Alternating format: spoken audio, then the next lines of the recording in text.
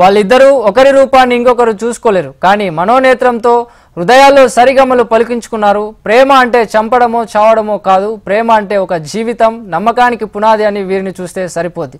అంధత్వం వారి కళ్ళకి మాత్రమే కానీ మనసుకి కాదంటున్నారు. ఈ వ్యాలంటైన్స్ డేతో పక్షం వసంతాలు పూర్తి చేసుకుని 16వ ఏడాదిలోకి అడుగు పెడుతున్న బ్యూటిఫుల్ కపుల్ అప్పల్ రాజు శ్రీదేవి గారితో మా విశాఖ ప్రతినిధి Anuradha face to face. Valentine's day వస్తుందంటే చాలు ప్రేమపూర్వకమైన సందేశాలు వస్తాయి. అలాగే ప్రేమికులు మనకి ఎక్కడ పడితే అక్కడ కనిపిస్తూనే ఉంటారు. కానీ ప్రస్తుత రోజుల్లో ప్రేమ గురించి మాట్లాడుకోవాలంటే నిజంగానే కొన్ని సంఘటనలు చూస్తే చాలా బాధాకరంగా అనిపిస్తున్నాయి. కానీ అలాంటి ప్రేమ కాకుండా అసలు రూపాలు చూసుకోకుండానే మనసులు కలిసి ఒక జీవితానికి ఒక మంచి పునాది వేసుకుని మరి ప్రేమతత్వంతో ముందుకెళ్తున్న ఒక బ్యూటిఫుల్ కపుల్ ని నేను మీకు ఇప్పుడు విశాఖపట్నం నుంచి పరిచయం చేయబోతున్నాను. మరి ఒకసారి వారితో మాట్లాడేద్దామా? Hi sir. Hi madam. ముందుగా మీ ఇద్దరికి happy Valentine's day. Thank you madam.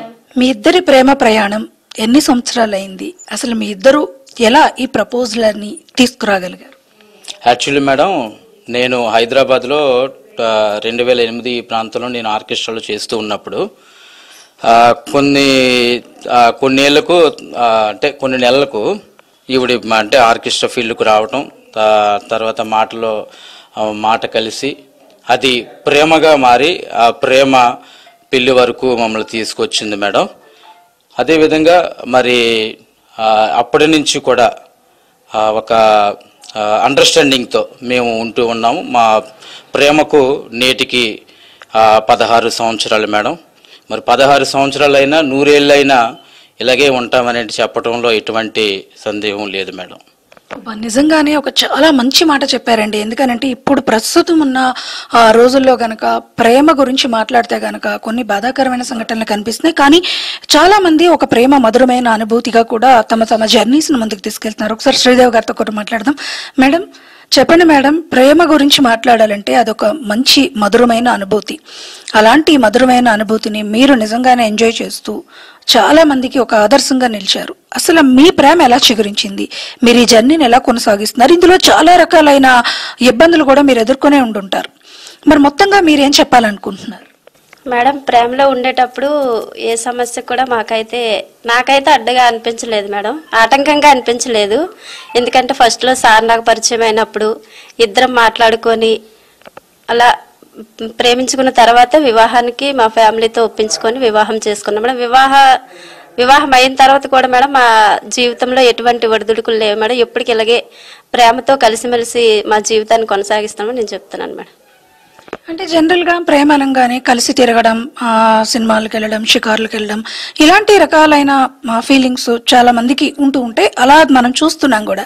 So ప్రేమ కానుకలు ఇవ్వడం ఇవన్నీ ఉంటాయి. సో మీరేమనుకుంటున్నారు అసలు ప్రేమ గురించి? మీరేం జీవితాన్ని కానుకగా ఇచ్చుకున్నాం మేడం. ఎందుకంటే సినిమాలో చూడడం కాబట్టి. ప్రేమ అంటే ఏంటి మేడం? వండర్ఫుల్ గా చెప్పారు. నిజంగానే తమ జీవితాలనే వాళ్ళు ఒకరికొకరు ప్రేమ కానుకగా ఇచ్చుకున్నారనంట. నిజంగానే ఒక వండర్ఫుల్ డైలాగ్ మనం వింటున్నామని అంటే ఇది డైలాగ్ అని మనం అనలేము, వాళ్ళ మనసులోంచి వచ్చిన మనసులో మాట. మరొకసారి మాట్లాడదాం సార్. మేడం ఇప్పుడు చెప్పారు, మా జీవితాన్నే మేము ఒకరికొకరం కానుకగా ఇచ్చుకున్నాం, అదే మాకు జీవితాంతం ఉండే ప్రేమ కానుక అంటున్నారు. మీరేం చెప్తారు? ఖచ్చితంగా మేడం. ఎందుకంటే ప్రేమ అనేటువంటిది ఈ రోజు ఉండి రేపు పోయేది కాదు మేడం. దాన్ని మనం అండర్స్టాండింగ్ చేసుకుంటే కలకాలం మనతో ఉంటుంది మేడం. ప్రేమ అనేది లేకపోతే మనం ఈ లోకంలో జీవించలేమండి.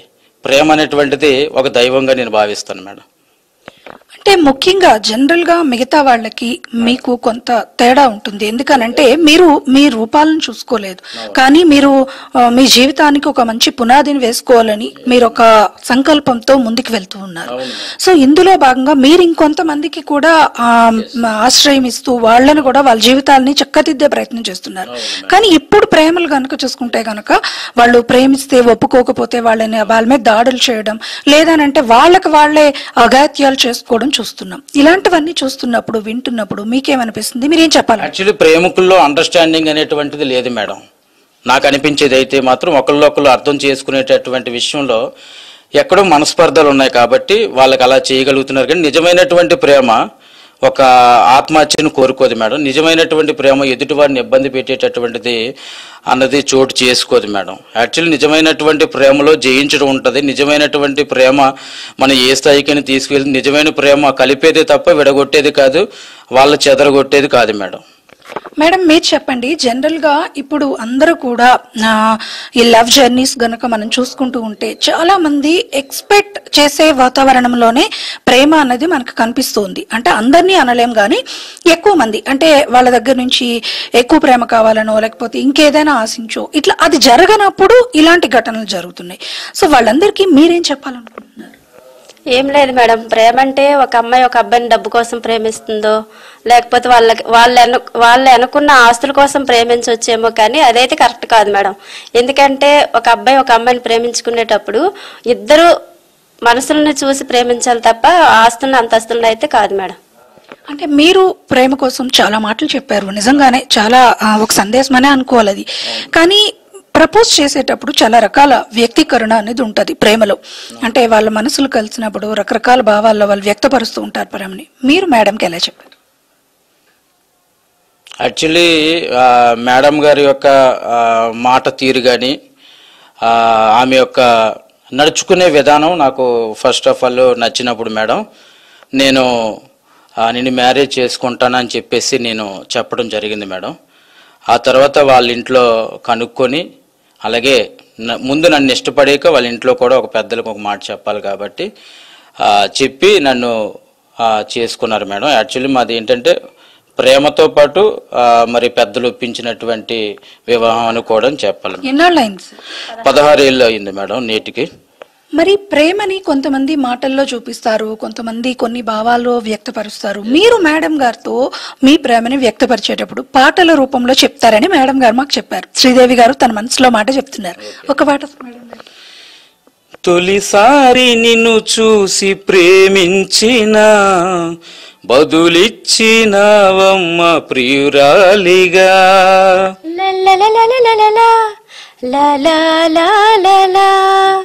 తొలిసారి నిన్ను తాకి ప్రేమించిన మనసిచ్చిన నమ్మ ప్రియనేస్తమా.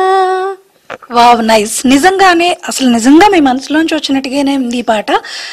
మీరు ఈ పాటతో మా అందరికీ కూడా ప్రేమలో ఉన్న ఒక గొప్పదనాన్ని చెప్పారు నిజంగానే.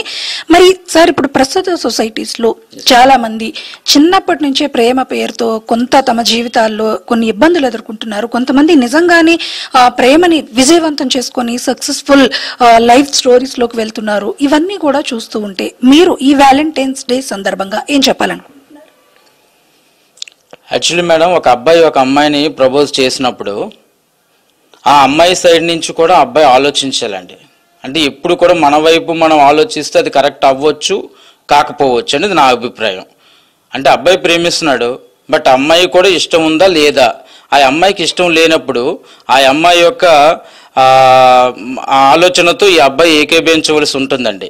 ఆ అమ్మాయికి ఇష్టం లేదు అంటే నాకు ఇష్టం అని చెప్పేసి ఆ అమ్మాయిని ఏదో చేసి లేకపోతే ఆ జీవితాన్ని లేకపోతే స్మాయిల్ చేసేటటువంటి ఆలోచనలో తీసుకోలేకపోతే చాలా మంచిదండి. ఒకరినొకరు అర్థం చేసుకోవటం ప్రేమ తప్ప ప్రేమ అనవసరమైనటువంటి విషయాల్లో వాళ్ళు ఇరికించి లేకపోతే వాళ్ళ జీవితాలను బలి కోరుకునేది కాదనేది నా అభిప్రాయం మేడం. ఫస్ట్ ఆఫ్ ఆల్ ఉండవలసింది అండర్స్టాండింగ్తో వెళ్తే బాగుంటుందనేది నా అభిప్రాయం మేడం. ఇంతకన్నా యూత్కి ఇవ్వదలిచినటువంటి మరొక మాట అయితే నా దగ్గర లేదు మేడం. మెయిన్ ఏంటంటే వాళ్ళలో ఉన్నటువంటి మిస్అండర్స్టాండింగ్స్ మేడం. ఇది ఇక్కడ మొత్తానికి మనం చూసుకుంటే గనక అప్పలరాజు గారు శ్రీదేవి గారి ఒక 16 ఏళ్ల ప్రేమ కథ నిజంగానే ఎంతో అద్భుతం కదా. ఎందుకనంటే వాళ్ళంతా కూడా దేవుడు చేసిన మనుషులుగా వాళ్ళ జీవితానికి ఒక ప్రేమ పునాదిని వేసుకొని వాళ్ళు ఈ ప్రేమ తత్వంతో ముందుకు వెళ్తున్నారు. ముఖ్యంగా వ్యాలంటైన్స్ డే అంటే కేవలం ఏదో కానుకలు ఇచ్చుకోవడం, 4 రోజులు 4 స్థలాల దగ్గర సరదాగా తిరగడం కాదు. ప్రేమ అంటే ఒక జీవితానికి పునాది కావాలి, ఒక కుటుంబానికి నమ్మకం కావాలి. ప్రేమ తత్వంతో మనతో పాటు మన వెనుక ఉన్న వాళ్ళందరికీ కూడా ఒక హ్యాపీ లైఫ్ లైఫ్ ని ఇవ్వగలగాలి. అదే మా సంకల్పం. మేము మాతో పాటు మరికొంతమంది నిరాశ్రయులకి మరి చేయూతనిచ్చి వాళ్ళందరినీ కూడా మేము ప్రేమతత్వంతో ముందుకు తీసుకొని వెళ్తున్నామని అంటున్నారు. ఏది ఏమైనా ఈ వ్యాలంటైన్స్ డే సందర్భంగా మనం చూసిన ఈ కపుల్ నిజంగానే ఎంతో మందికి ఆదర్శంగా ఉన్నారనేది మనం చెప్పాల్సింది. వీడియో జర్నలిస్ట్ ధనుష్తో అనురాధ, HM టీవీ, విశాఖపట్నం.